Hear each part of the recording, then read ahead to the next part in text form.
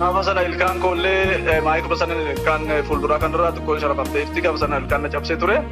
Dhaggeeffadhu kun naamsaa kaayiti iddoo nu hidhachiisi yeroon kan hidhannooti waliin goona warraaqsa. Dubbi kuni akka ajaa'ibaatti dhaggeeffatamaa jira. Namichi kuni gaafa maaliif na dabaddabde maaliif balleessitee gaafa jedhee namicha kana gaafadhu. Artiist Hirphaa Gaanfuree moo artiist Daawitee Mokonnin Ashama jirra jirtu nagaa qabdu sun jechaa kun obboleessa keessan Abdii Xayyib waaqotii sagantaa haaroo tokko isiniif qabadhee dhufe. Sagantaan haarofni kun maali? Top 10 gaaffii 10 oraadii top 10. Sagantaa hidhu isiniif qabadhee dhufe. Sagantaan kun namoota bebbeekamoo Oromoodhaa gaaffii 10 gaafan. Gaaffii 10 qofa kanaaf 10 goone top 10 goone. Gaaffii 10 gaafannaa haala yeroo irratti ta'uu danda'a gabaabsinee akkasinitti dheeranneefis gaaffii 10 gaafannaa. Gaaffii 10 gaafannee isiniif dhiyeessinaa deebii isaanii wajjin isiniif dhiyeessinaa. Ammaa fardhaa artiist Shimallis Abaabbuu isiniif dhiyeessaa. Artiist Shimallis Abaabbuu baga nagaan gara Oraazii top 10 dhufte isiniin jechuu barbaada. Artiist Shimallis Abaabbuu hundi keessan nu hin beektan jedhee yaada. Cubbutoon galaadha. Cubbutoon galaadha. Utataan garaadha. Kana kabbaan isaa godhatamu.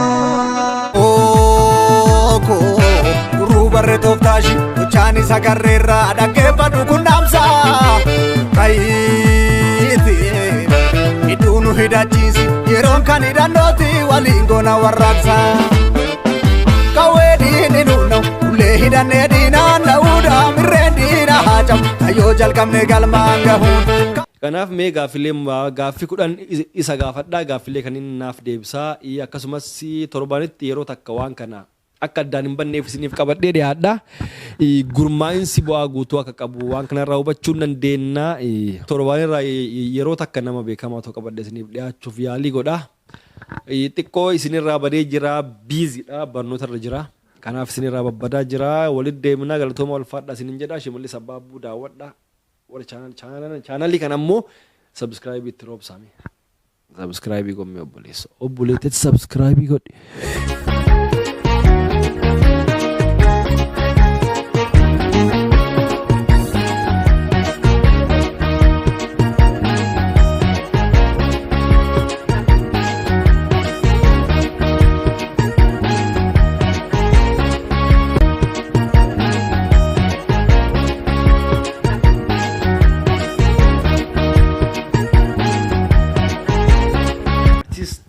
Shimallis nagaa akkam baga nagaan dhufte.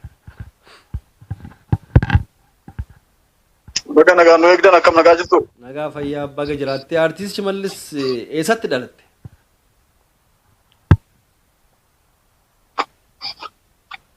Ani Shawaa Kaabaa magaalaa Gabra Gurraachatti dhaladhe. Okay, fuuteetta? Ayyee fuudheera abbaa mucaa tokkooti. Abbaa mucaa tokkooti mee eenyu maqaan daa'ima keeti?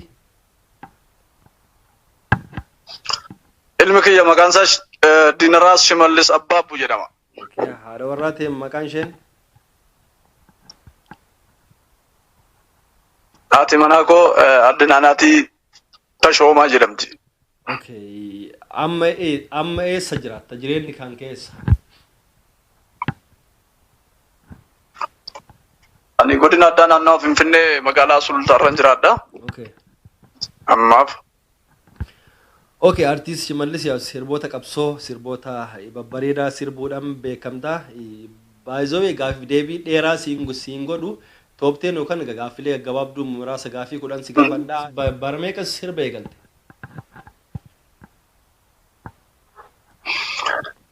Sirbaaniin bara 1998 mana sirreessaa godina Shawaa Kaabaa magaalaa Fiicheetti argamu keessatti jalqabe. San booda ergasii jalqabne gara gaafa 2008 bara 1998 immoo Waawsoo magaalaa Garba Gurraachaa Bakkalcha Barii jedhamutti dabalame. San booda 99 gara magaalaa Finfinnee kolleekshinii ijoollee nam shan taane gaazexaa baasutti gorree sanaan booda gara aartittiin dabalame albeema tokko kolleekshinii ijoollee hojii dalagnee san booda ni gadhiisnee settaan keenya inni jalqabaasa gootota Oromoo koo isa jedhamudha. Yeroo sana isa gurgurree san booda sanarraa kaasee aga ammaatti ka aartii keessa jira jechuudha. Okay, ulfaadhu artist Shimmees sirboota hagam sirbitee hagammaa lakkoofsan beektaa? Yaadatta hundasaa?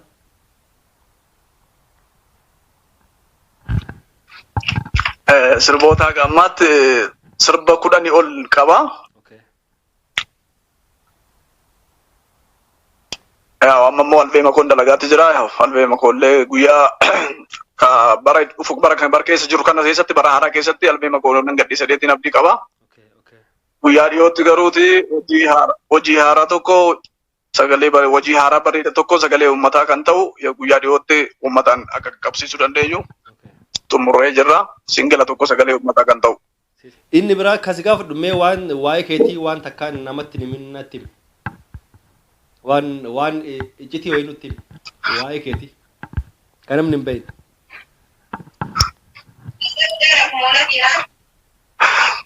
Egaa waa'ee kiyya wanni namatti himuu danda'u.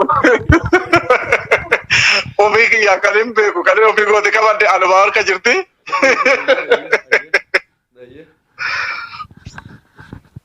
Kana jedhee sitti himuu. Waanuma tokko ayyeme waan hiriyoottan kan kee beekan kan uummanni Oromoo hin beekne waa'ee keetii waan tokko nutti hime waan uummanni hin beekne.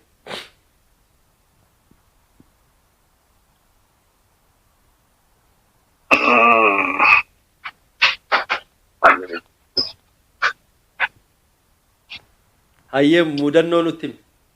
Egaa waan mudannoo nutti hime hayyee. Mudannoo sitti himuu danda'a. Mudannoo sitti himuu danda'u bara 2007 isteejiin hojjechuu jira. Isteejii guddaa wayii dalaguun jira.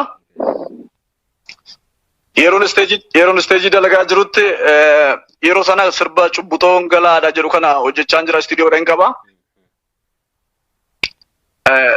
Sirba Caaluu Hundeessaa Boolasaa jennan daadinaa guutu jenna. Masanga maala fambaatu tokko du'ee tokko nyaatu isa jedhu kana gadhiisee ture. Sirba kanan isteejirra sirbaati ture. Cubbutoo galaa isa kiyya geerarsa jalqabaa sirbeetiin erga isa xumuree booda lammata irratti akkan sirbu na gaafatanii turanii. Deebi'ee gaafan sirbu sirbaa Caaluu akkasumas nu sirbuu jedhan. Sirbaa Caaluu kana masanga maala fambaatu tokko du'ee tokko nyaatu isa jedhu kana gaafan sirbu. Namichi san dura yeroo namni geerarsa isa jalqabaa cubbutoo galaa sirbaa ture na badhaasatti ture. Birriin rabbitti neessaa ture akka ajaabaatti na badhaasaa ture. Gaafa lammaffaa irratti yeroo inni sirba kanaan gaafan gadi ba'u geerarsicha fixee gara xumuraa isaatti gaafan ga'u. Yajabbiloota hodaa jalaa kan nama nyaatu nu keessa jira jechaa hoggaananii mana keessa gara isteejii irratti gadi ba'u geerarsa mana keessatti geeraree xumuree jechaa hoggaan gadi ba'u namichi duraan birriin rabbitti neessaa ture kun harka isaa ol sabachaa dhufe beektee harka isaa ol gotatachaa dhufe uffata isaa ol deddeebbachaa dhufe. Gaafa namichi kun natti deemaa gaafa jiru namichi kun ammas na jaalatee jira ana badhaasuuf birriin irratti bittinneessuuf dhufe jedhee eega. Ana bira ga'uu fi namichaan na bira ga'ee maayikiin irraa fuudhetu maayikiidhaani. Gaafa kaa rukuttaan maayikii irratti dhumte kaa wanni adda kiyyaa kun kaa wanni madaanduma garagaantii taate beektee maayikiin irra ciccitte. Gaafa sana ilkaan koollee maayikuma sana ilkaan fuulduraa kanarraa xiqqoo sharafamte ifti gaafa sana ilkaan na cabsee ture. Waan si dhibu inni na duuba jiru. Ijoolleen taphattoonni meeshaa inni saaksii fi urgaanii beeza maal taphatan kuni. Inni saaksii inni beezii urgaana taphatu urgaana jala gattaa'e. Inni saaksii qabatu inni beezii qabu beezii fudhatee bade inni saaksii qabatu immoo saaksii masaa afuufaa wajjaa saaksiidhaan lagatee bade.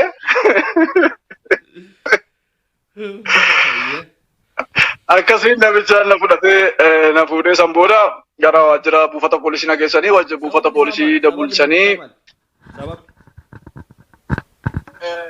Sababni namicha sanaa yeroo sanatti sirboonni qabsoo kun bal'inaan akkasitti reefuu jalqabutti jira. Hacaaluun isa jalqabaati kaa yeroo sanitti kan nama nyaatu nu keessa jira jedheetoni kan akka raajitti geerareetoni sirbee ture.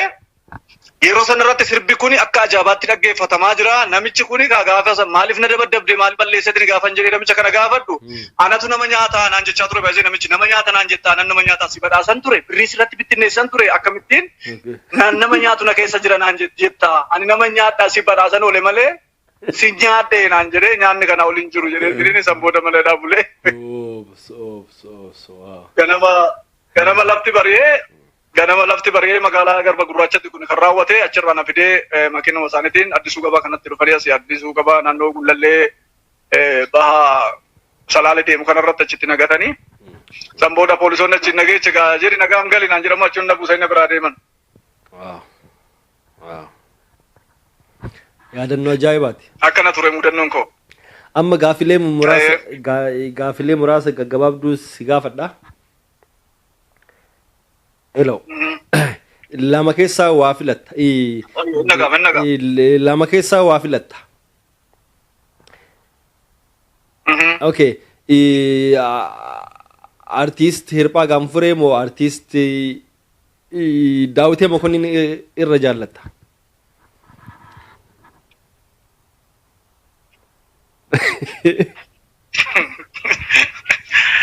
Amma ani akkinan itti fudhadhe akka bijanni koo kaasetti lamaan isaanii wal bira qabee gaafa laalu hunda isaanii dhibbarraa hin jaaladha. Guutuma isaatti hin qabadhee jira. Keessaa filachuu qabda. Tokkoon isaanillee ijaan Daawititti ilaaluun Hirphaa laalaa ijaan Hirphaa laaluun Daawit laalaa waluma qixa isaanii hin jaaladha. Tokko keessaa filadhu yoo jedhamte dirqama yoo ta'e. Tokko filadhu yoo dirqama ta'e moo? Yoo dirqama ta'e sirbuma isaanii lamaan isaanii keessaa tokko sirba annamaan sirba isaanii keessaa ayyee sirba isaanii keessaa sirba isaanii keessaa sirba tokko naaf feelta jechuudha. Ayyee sirba Hirphaa isa Obooqoo jedhu sana naaf feelta. Lamaan isaanii keessaa jechuudha. Taate ayyee. Kan isaa waliin sirban jirami lamaan isaanii. Sirboota lamaan isaanii wajjin sirba sana.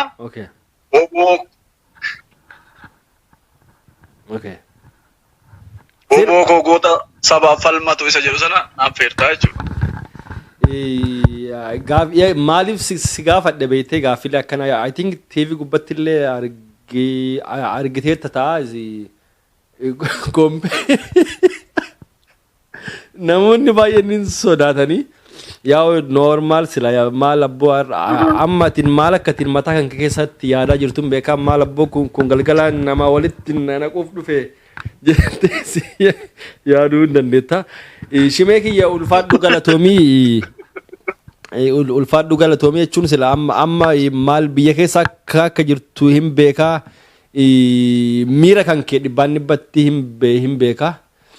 Wanni guddaan artistoonni Oromoo artistoonni hambaa kama biyya biraallee haafuuti artistoonnummaan Itoophiyaa keessa jiran warroonni afaan biraa sirban xiqqaatti kilippii tokko baasanii mana gaarii konkolaataa gaarii keessa jiraatu. Artistoonni Oromoo immoo roorroo uummata Oromoo sirbanii koonsartii malee qopheeffachuu hin dandeettanii hin beeyna. Rabbi sin bira haa jiraatu. Mee dhaamsi dhumaa mee uummata Oromootiif qabda.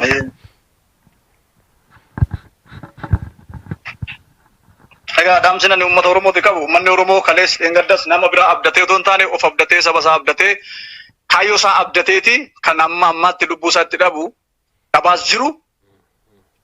Ammas gara fuulduraatti kaayyoo isaa isa ganamaa qabatee ka'ee sakandii tokkoof duubatti homtuu wanti isa deebisu akka hin jirre beekee sanaa ol tarkaanfatee toni galma barbaadu galma ofisaatii fi saba isaatiif ta'uu danda'u gara fuulduraatti itti deemee galma barbaachisaa ta'e qaqqabuu akka danda'u dhaamuu barbaada. Qabsoon Oromoo hiyyoomanii itti dabalamanii sooramanii kan keessaa ba'anii miti. Wareegama hanga lubbuutti nama gaafatudha waan ta'eef hanga dhumaatti amma galma Oromoo qaqqabuu dandeenyutti fuulduratti akka tarkaanfachuu danda'amuu qabu. itti fufuu qabuun jedha kanan dhaabuu barbaada. Sirban kee keessaa tokko sagaleen nuu jetta ammoo isin bira halkanee jiram. Cubbuxoon galaadhaa kan akka.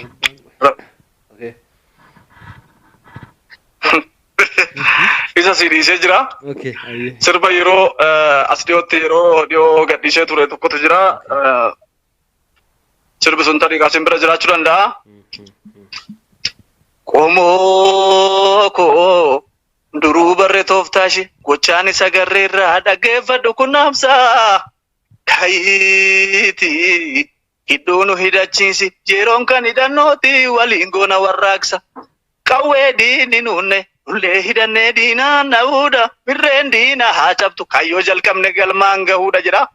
Mooko duruu barree tooftaashi gochaan isa garreerraa dhaggeeffadhu kunnaamsaa. Kayiiti iddoo nu hidhachiisi yeroon kan hidhannooti waliin goona warraaqsa. Kana booda si bira jiraatu waan jette jedhe. Ulfaadhu artist Shimallis jechuun maaliif waan kana si gaafadhe beektee gaafde miidiyaa irraayis baddee irtaa biyya keessaa miidiyaa irraa akka isin dhiiban hin beeka. Xiqqoo malee taatu akkuma lubbuun jirtan maala keessaa akka keessan akkuma Oromoo sagalee kan kee dhaga'uu fi ulfaadhu galatoomii yeroo biraa bal'inaan kaawwalitti deebinu ta'a. Hayyee kabajamii galatoomii ulfaadhu nagaa godhatillee. Ulfaadhu fayyaanaa ta'e.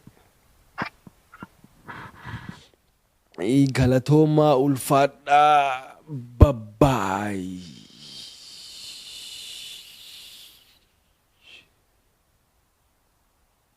Mooko duruu barree tooftaashi gochaan isa garreerraa dhaggeeffadhu kunnaamsaa.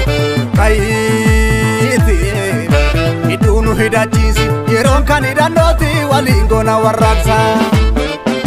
Qawwee diini nuunna ullee hidhannee diinaan dha'uudha birreen diina haa cabtu kayyoo jalqabne galmaan gahuun karaa diinaatti haaju gamaa gamasii walitti gurboofne mayyuu keenya dhaggeeffan diinaaf falmachuudha wal falmuudhi nabuu waan dandeenyuun intaltoonni hooggansa siyaasaa qotee bulaan callaadha ilaashii bitaa nu hidhachiisa jette qeerroon qabii.